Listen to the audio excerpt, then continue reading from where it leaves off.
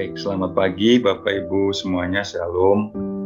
Pagi hari ini izinkan saya sharing firman Tuhan dengan judul membuang racun di dalam hati kita. Kadang-kadang terjadi ada racun yang nempel, bersemayam, kita simpan secara tidak sengaja atau secara tidak sadar di dalam kehidupan kita, dan racun itu bisa berasal dari orang lain yang menebarkannya atau dari orang lain yang menyampaikannya di dalam kehidupan kita. Dan orang-orang yang menebarkan itu, pihak-pihak lain yang menyampaikan racun itu adalah orang-orang yang biasanya kita sebut sebagai orang toksik atau toxic people. Kita selalu menghadapi orang-orang dengan model demikian, Bapak Ibu. Orang-orang toksik menebar hal-hal negatif, menyampaikan hal-hal yang mengkritik, lalu kemudian melemahkan mental kita. Sama seperti ketika pagi ini saya dan Pak Vito bangun, orang-orang toksik berkata 70, 70, 70 gitu ya. Dan itu adalah sesuatu yang kalau diresponi negatif, disimpan di dalam hati, wah kita ada racun yang membuat kita hilang damai sejahtera, yang membuat kehidupan kita jadi nggak efektif, menjadi sesuatu yang tidak berkenan pada akhirnya di hadapan Tuhan. Nah, pagi hari ini bagaimana kita menghadapi orang-orang toksik atau toxic people, pengejek-pengejek, pengkritik-pengkritik, dan orang-orang yang menebar hal-hal negatif itu dari dalam diri kita mau buang racun itu, mari kita belajar dari kehidupan Saul. Saul adalah raja pertama di Israel, dan kemudian kita bisa belajar tentang prinsip-prinsip ini, bagaimana kita bisa menghadapi toxic people itu, bagaimana kita bisa membuang racun hati yang dilemparkan, diberikan, atau sengaja dilekatkan oleh toxic people itu, supaya kehidupan kita adalah kehidupan yang bebas dari hal-hal tersebut. Ada beberapa prinsip yang kita bisa lihat dari 1 Samuel 10 dan 1 Samuel 11, dan saya merangkumkan untuk kita semua pagi hari ini Bapak Ibu, bahwa hal yang dilakukan oleh Saul ketika menghadapi toxic people adalah berpura-pura tuli. Jadi ceritanya Saul baru saja diangkat menjadi raja, kalau kita lihat di dalam teks 1 Samuel 10 itu, dan dia diangkat menjadi raja melalui undi. Samuel kemudian mengangkatnya, dan itu adalah sesuai permintaan orang Israel yang waktu itu pokoknya minta raja, pokoknya minta raja, pokoknya minta raja. Lalu diturutin, dan Saul inilah yang menjadi raja yang pertama. Dan tanggung jawab seorang raja, hak-hak seorang raja, semuanya sudah dituliskan oleh Samuel di dalam sebuah perjanjian seperti itu, dan dia mulai memerintah. Tetapi ada sebagian orang Israel yang menurut ayat 27 itu mengatakan demikian. Tetapi orang-orang Dursila berkata, masakan orang ini dapat menyelamatkan kita? Mereka menghina dia, menghina Saul maksudnya, dan tidak membawa persembahan kepadanya. Saudara, yang terjadi adalah orang-orang itu meremehkan, orang-orang itu merendahkan, orang-orang itu meragukan kemampuan Saul. Masa bisa sih orang ini memimpin kita? Mana mungkin orang ini bisa menyelamatkan kita? Saul dihina, dia kemudian mendapatkan perlakuan-perlakuan buruk itu, tetapi inilah respon yang luar biasa yang diberikan oleh Saul. Saul pura-pura tuli. Saul nggak mau dengar semuanya. Saul sengaja tidak mau menyimpan semua suara-suara yang merendahkan itu di dalam hatinya, karena dia tahu bahwa ketika dia responi itu dengan keliru, dia akan menjadi teracuni juga. Ada sampah di dalam dirinya yang akan terus dia bawa-bawa. Bapak Ibu, pura-pura tuli diterjemahkan di dalam King James Version sebagai tetap tenang. Jadi ketika ada suara-suara yang meremehkan, ada suara-suara yang menghina, ada suara-suara yang kemudian menghancurkan, melemahkan, yang perlu kita lakukan dan belajar dari Saul adalah tetap tenang. Tulikan telinga kita, tidak perlu didengar karena semuanya itu hanya akan meracuni kehidupan kita. Yang perlu kita lakukan adalah tetap berfokus kepada apa yang seharusnya kita lakukan dan selesaikan. Bapak Ibu yang dikasihi Tuhan, orang-orang yang negatif, toxic people, selalu hanya akan membawa hal-hal negatif di dalam kehidupan kita. Karena itu respon kita juga harus tepat. Tutup telinga, pura-pura tuli, gak usah didengar, gak usah dimasukkan ke dalam hati.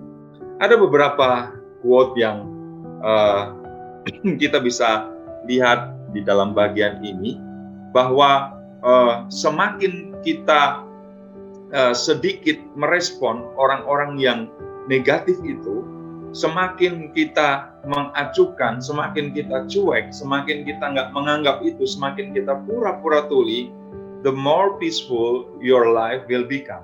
Makin damai sejahtera yang akan kita dapatkan.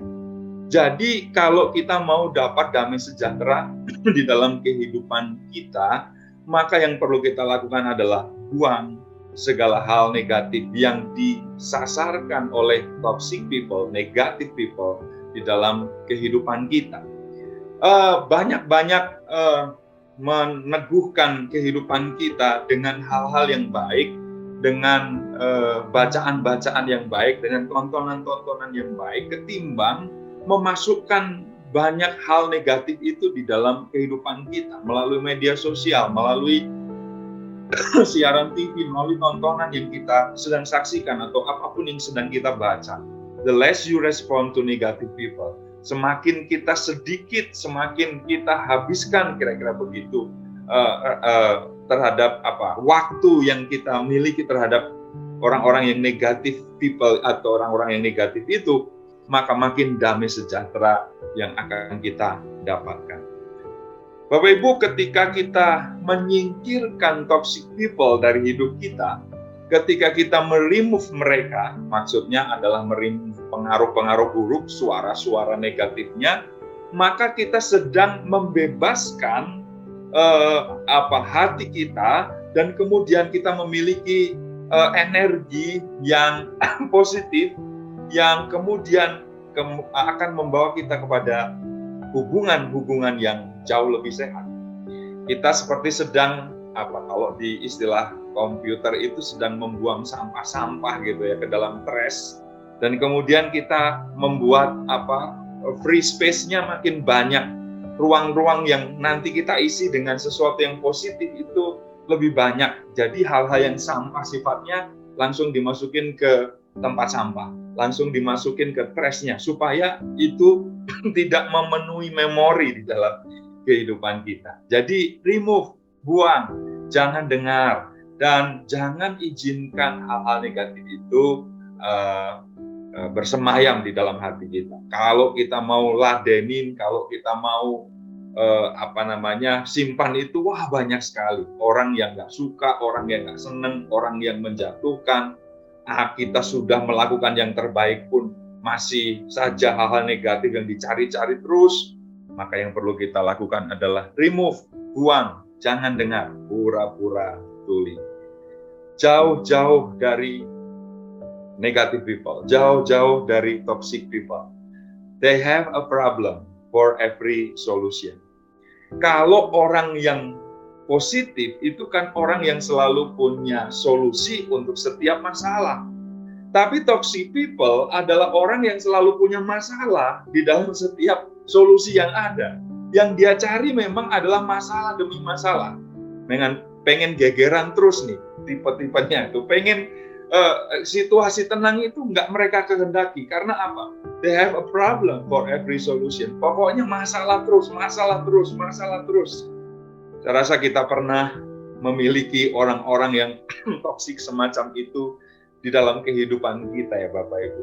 Pokoknya nggak mau hidup kita ini tenang. Tapi mari kita belajar dari Saul. Direndahkan, diejek, diremehkan. Apa nih orang nggak berpengalaman? Siapa dia? Emang bisa dia memimpin kita? Emang bisa dia menghadirkan sesuatu yang lebih baik? Emang bisa dia, dan seterusnya. Tetapi yang dilakukan oleh Saul adalah tetap tenang. Dia pura-pura tuli. Kunci untuk membuang racun hati yang ditempelkan oleh toxic people adalah pura-pura tuli. Cuekan, acuhkan, biarin aja. Anjing menggonggong, kafilah tetap berlalu Bapak Ibu. Mari kita melakukan langkah ini supaya kehidupan kita menjadi kehidupan yang lebih damai sejahtera di dalam hidup kita. Langkah yang kedua yang dilakukan oleh Saul adalah ketimbang ngoceh, memberikan tanggapan dan jawaban-jawaban yang akhirnya nanti kemudian akan dicari celah lagi, akan dicari salahnya lagi, akan dicari tempat di mana sasaran tembaknya lagi yang baru, maka yang dilakukan Saul adalah memberi bukti nyata. Saul nggak gubris orang-orang yang toksik, sebaliknya dia menjawab dengan karya nyata. Dia jawab dengan membawa Israel kepada kemenangan. Kalau kita baca di dalam 1 Samuel pasal yang ke-11 Bapak Ibu, ada satu bagian atau wilayah yang sedang dikepung oleh orang Amon, namanya Nahas, dan mereka sedang mengepung Yabes Gilead. Dan Nahas orang Amon ini adalah seorang yang sangat merendahkan orang-orang dan mengintimidasi orang-orang yang dikepungnya di Yabes Gilead. Dalam 1 Samuel 11 ayat yang kedua dikatakan begini, tetapi Nahas orang Amon itu berkata kepada mereka, orang Yabes Gilead ya, dengan syarat inilah aku akan mengadakan perjanjian dengan kamu, bahwa tiap mata kananmu akan kucungkil, dengan demikian aku mendatangkan malu kepada segenap orang Israel. Orang-orang di Yabes Gilead itu sudah down ya, mereka sudah merasa bahwa kalah, nggak mungkin ini bisa mengalahkan Nahas dan semua orang Amon ini. Jadi yang mereka mau lakukan adalah kami mau takluk, tapi ya adakanlah perjanjian dengan kami. Dan apa yang disyaratkan oleh Nahas adalah sesuatu yang sangat menghina, yaitu apa? Mata kanan tiap-tiap orang akan dicungkil. Baru dengan itu aku mau mengadakan perjanjian, biar malu semua orang Israel. Jadi kondisinya sangat tertekan, dan kemudian orang-orang itu menyampaikan kepada Saul apa yang sedang terjadi. Dan dalam ayat yang ke-6 dikatakan, ketika Saul mendengar kabar itu soal ini, maka berkuasalah roh Allah atas dia, dan menyala-nyalalah amarahnya dengan sangat. Diambilnyalah, ayat 7, sepasang lembu, dipotong-potongnya, lalu potongan-potongan itu dikirim ke seluruh daerah Israel dengan perantaraan utusan. Pesannya, siapa yang tidak maju mengikuti Saul dan mengikuti Samuel, lembu-lembunya akan diperlakukan juga demikian. Lalu Tuhan mendatangkan ketakutan kepada bangsa itu, sehingga majulah mereka serentak. Singkat kata Bapak Ibu, mereka semua maju, ada 330.000 lebih di antara orang Israel dan Yehuda yang kemudian berkomitmen, kami mau maju bersama-sama dengan Saul, kami mau maju bersama-sama mengikuti Samuel.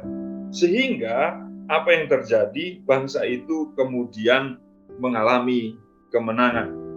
Lalu orang-orang Yabes itu, ayat 10, berkata kepada Nahas, besok kami akan keluar menyerahkan diri kepadamu, maka bolehlah kamu lakukan terhadap kami apapun yang kamu pandang baik.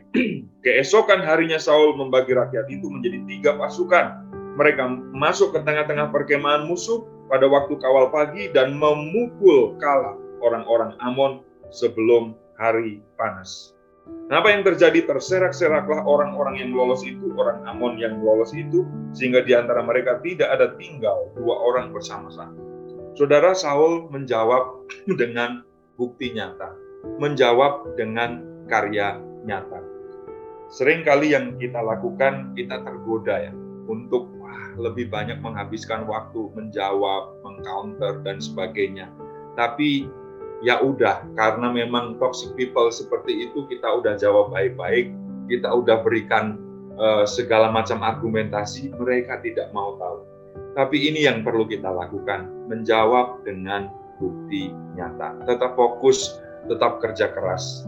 Karena prestasi adalah jawaban yang paling tepat terhadap orang-orang yang meremehkan kita. Karena itu Bapak Ibu, mari menghabiskan waktu kita untuk fokus dan tetap bekerja, menghasilkan sesuatu, menghasilkan karya, supaya pada akhirnya orang-orang yang mengejek, orang-orang yang dursila tadi, orang-orang yang meragukan tadi, toxic people tadi, adalah mereka yang kemudian akan terdiam. Orang-orang akan mingkem pada waktunya kalau ada prestasi yang kita tunjukkan. Berikan bukti nyata. Yang ketiga, apa yang kita bisa pelajari dari Saul adalah kemudian membangun relasi yang positif. Setelah kemenangan itu, kemudian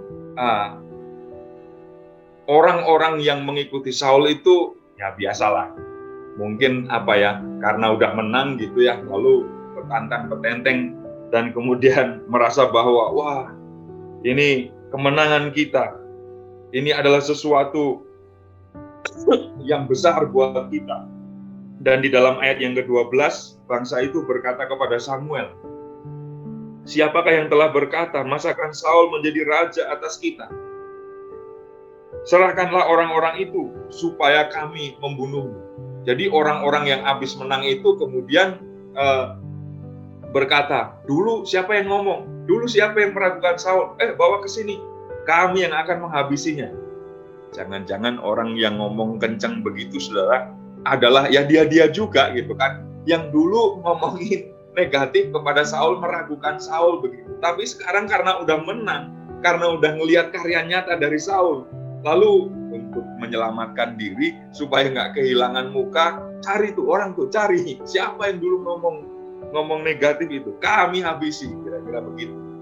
Tetapi yang dilakukan oleh Saul bukan mengaminkan situasi dan kondisi itu. Orang-orang yang sedang mungkin membuat gaduh suasana, memprovokasi dan sebagainya itu tidak diaminkan oleh Saul, tidak dikompor-komporin, tidak makin bahas supaya baharanya semakin besar. Saul meredakan amarah pengikut yang ingin membalas orang-orang toksik itu. Membalas dendam hanya akan membuat kita sama dengan mereka. Yang dilakukan Saul adalah membangun aura positif, berkata-kata yang positif, berkata-kata yang membangun. Dalam ayat 13, pada hari ini seorang pun tidak boleh dibunuh. Sebab pada hari ini Tuhan telah mewujudkan keselamatan kepada Israel, katanya. Jadi mari kita menebar hal-hal yang baik, hal-hal yang positif, bergaul dengan orang-orang yang positif juga di dalam kehidupan kita, supaya kita bisa membuang racun di dalam hati kita, racun yang berasal dari toxic people itu, dan biarlah kehidupan kita adalah kehidupan yang makin dipenuhi dengan damai sejahtera, dan sesudah itu kita menjadi alat Tuhan yang efektif, yang makin maksimal dipakai oleh Tuhan, dan biarlah kita menjadi orang-orang yang terus jadi berkat bagi orang lain. Kiranya firman Tuhan menjadi bahan perenungan buat kita pada pagi hari ini, dan menjadi berkat bagi setiap kita. Dengan kasih, mohon kesediaan Ibu Lenawati untuk berdoa bagi setiap kita. Tuhan memberkati.